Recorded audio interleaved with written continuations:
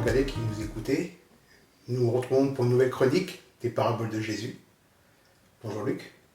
Bonjour Midi. Ça va? Oui.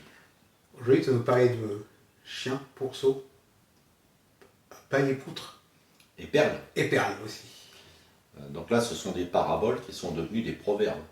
Ne pas donner ses perles au pourceau. Voilà. Voir la poutre qui est dans l'œil de l'autre, Mhm. et ne pas voir la paille qui est dans le sien. Mhm. Donc on peut dire que Jésus l'a tellement bien dit que c'est entré dans la langue française. C'est vrai. Ne jugez pas, afin que vous ne soyez pas jugés. Car on vous jugera du jugement dont vous jugez. Et l'on vous mesurera avec la mesure dont vous mesurerez. Pourquoi vois-tu la paille qui est dans l'œil de ton frère, et n'aperçois-tu pas la poutre qui est dans ton œil? Ou comment peux-tu dire à ton frère, laisse-moi ôter une paille de ton œil, toi qui as une poutre dans le tien? Hypocrite. Ôte premièrement la poutre de ton œil, et alors tu verras comment ôter la paille de l'œil de ton frère. Ne donnez pas des choses saintes aux chiens, et ne jetez pas vos perles devant les pourceaux, de peur qu'ils ne les foulent aux pieds, ne se retournent et ne vous déchirent. Luc, j'ai une première question qui me vient. J'en ai plusieurs, donc je vais essayer de me contenter déjà d'une. Quelle est la signification de la paille et de la poutre? Ah bah la paille, c'est la broutille. Pourquoi vois-tu la paille qui est dans l'œil de ton frère? Mhm. C'est un défaut mineur. Et n'aperçois-tu pas la poutre dans le tien? C'est un défaut majeur. Donc, il veut dire qu'au lieu de me juger, regarde-toi. D'abord, oui. D'abord se regarder soi-même avant de regarder les autres. Pour ça, c'est lié au jugement. C'est lié au jugement. Alors, ne jugez pas dans le sens de ne condamnez pas. Donc, cet enseignement de Jésus a déjà été vu avec la parabole de la lampe. Mhm. Vous avez vu, si on met Oui. sous le boisseau la lumière de l'évangile, eh bien, c'est considérer que les autres ne sont pas dignes de le recevoir. De mettre une mesure qui oublie la grâce de Dieu. Donc, je n'insiste pas, on l'a déjà vu. Mais Jésus ajoute la réciproque. On vous mesurera. On vous mesurera avec la lampe, avec la mesure dont vous mesurez. Alors, Jésus ne précise pas qui est ce on. C'est vrai. On, ça peut être Dieu lui-même. Oui.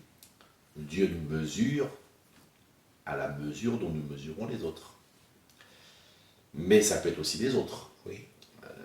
Les autres qui en ont marre de nous voir toujours les censurer, dès qu'on va faire une bêtise, ils vont savoir nous le rappeler.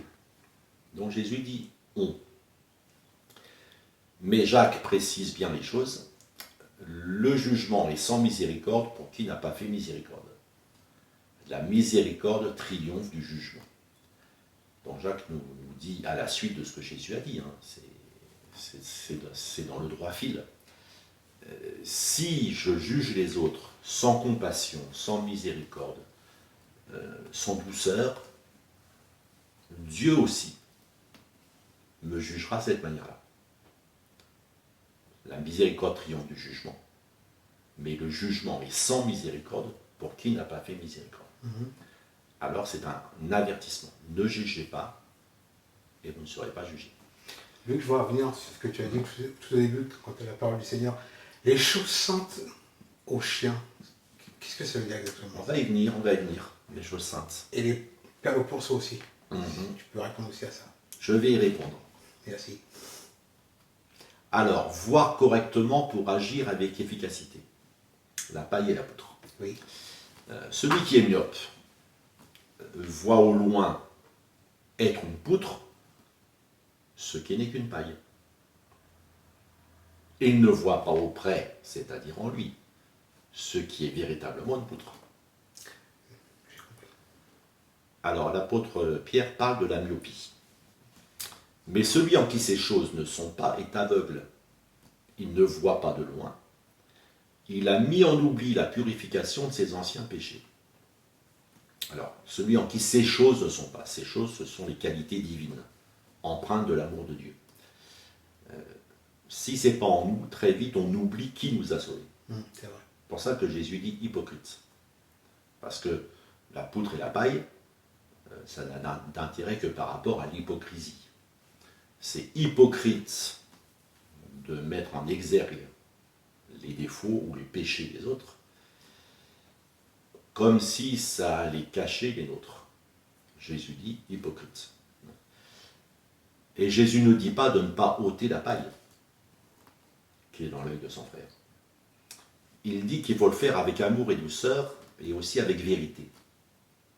Car la paille peut être une invention. Ça, je dis avec vérité. La paille peut être une invention, un mirage, une perception fausse. On interprète mal parfois les actes et les intentions. Je prends deux exemples. Oui. Une femme s'approche de Jésus et commence à essuyer ses pieds avec du parfum qu'elle habille sur ses cheveux.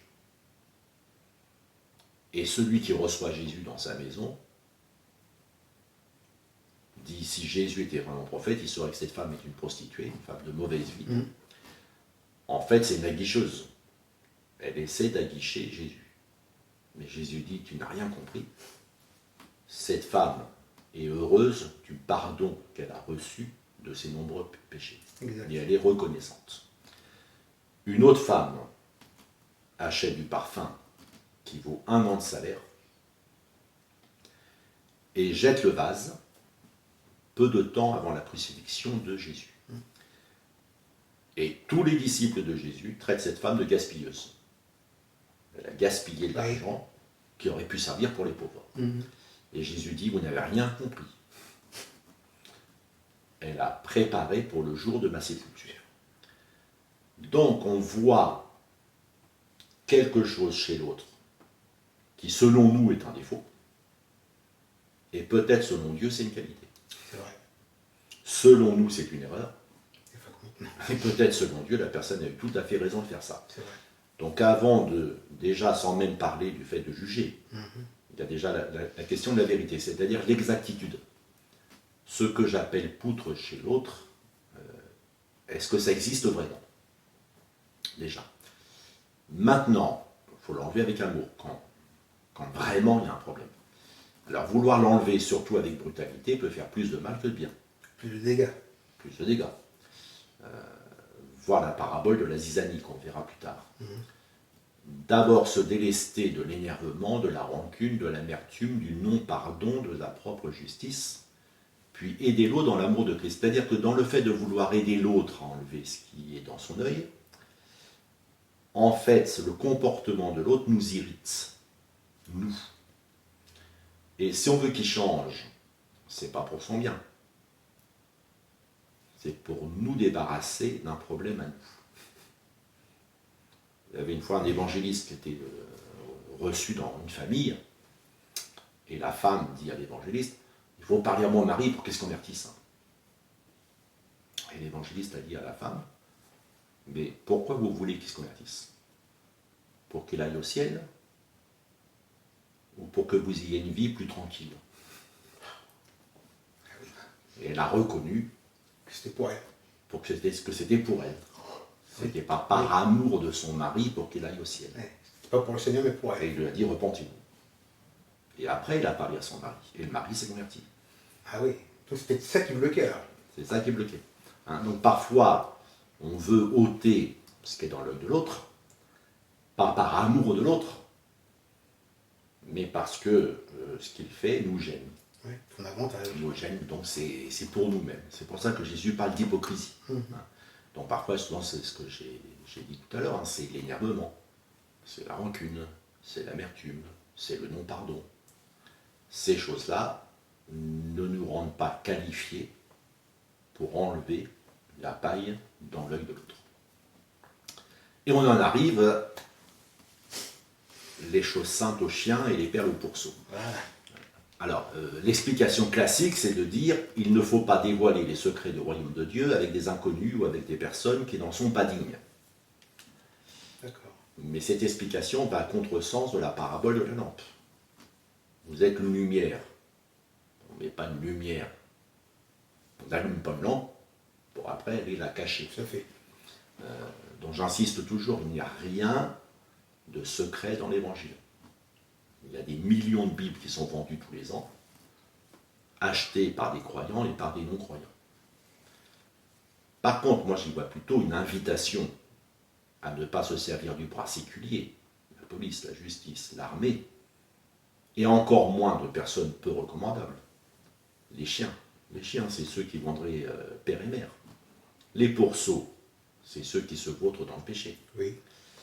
Et ils ne sont pas de bons moyens, de bons outils pour enlever une paille qui fait tache. Parce que parfois, pour enlever une paille, on va prendre le marteau-pilon. C'est vrai. Et si le marteau-pilon est rouillé, c'est le tétanos qui s'installe.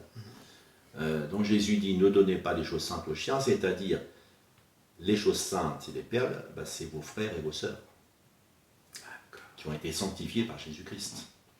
Ce sont des perles précieuses aux yeux de Dieu. Jésus a versé son sang pour eux. Et nous, parce qu'on a un problème avec un frère, avec une sœur, avec une église, on va aller chercher la police, on va aller chercher la justice, on va aller chercher l'armée, ou on va aller chercher des hommes de main pour régler le problème. Jésus dit, ne faites pas ça, parce que ça peut se retourner contre vous. Et historiquement, c'est ce qui s'est passé. On a voulu se débarrasser de Jésus, on s'est servi de Pilate. Mais après, les Romains ont détruit Jérusalem. Ils se sont retournés contre ceux qui avaient eu besoin de leur service. Alors Ézéchiel donne déjà ça. Et tous les habitants de l'Égypte sauront que je suis l'Éternel, parce qu'ils ont été un soutien de roseau pour la maison d'Israël. Lorsqu'ils t'ont pris dans la main, tu t'es rompu, et tu leur as déchiré toute l'épaule. Lorsqu'ils se sont appuyés sur toi, tu t'es brisé, et tu as rendu leurs reins immobiles. Une question, le soutien de roseau, avant de se quitter. Eh bien justement, on va chercher le secours des chiens ou des pourceaux. Mais Israël qui cherchait du secours en Égypte, l'Égypte lui a arraché l'épaule. D'accord. Ça s'est retourné contre lui. Tu t'es brisé, tu as rendu le rein immobile. Et l'apôtre Paul, de façon plus claire, si donc vous avez des différends pour les choses de cette vie, ce sont des gens dont l'Église ne fait aucun cas que vous prenez pour juge. Un frère plaide contre un frère, et cela devant des infidèles. Donc Paul, à la suite de Jésus, reproche à une Église de chercher à régler ses problèmes avec des personnes extérieures à l'Église. C'est vrai. Bon, bien sûr, s'il y a des choses graves qui regardent la société, l'inceste par exemple, Bien sûr. bon, il est normal d'en parler aux autorités. Logique. Maintenant, si un frère fait une indélicatesse à un autre, ça peut se régler dans l'Église. Bien sûr. Pas la peine d'aller voir à l'extérieur. Merci Luc pour toutes ces explications. Merci à vous de nous avoir regardé et écouté. Que Dieu vous bénisse et à la semaine prochaine.